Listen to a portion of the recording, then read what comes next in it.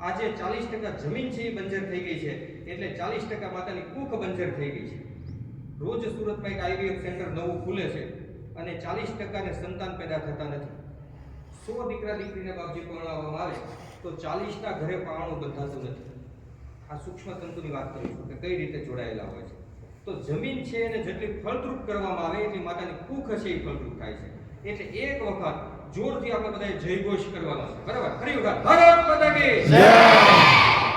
આ તો બરાબર છે, એટલા સંકુલમાં સંભળાણું છે, પણ આપણી અંદરથી ભાવથી નીકળવું જોઈએ. એટલા જય ઘોષ જોરથી કરવાના છે. થોડાક સૂત્રો છે એને લઈને, બરાબર, કે આ અવાજ છે ને ઉપર સુધી પહોંચવો જોઈએ. ક્યાં? પરમાત્મા ઉપર. તો પરમાત્મા પણ આપણને એ રીતે મદદ કરશે. ભારત માતા કી જય. તમારે એવું બોલવાનું છે કે પ્રાકૃતિક ખેતી. શું બોલવાનું છે? પ્રાકૃતિક ખેતીના થોડા ફાયદા હું કહું, બરાબર? તમારે ખાલી બોલવાનું પ્રાકૃતિક ખેતી, બરાબર?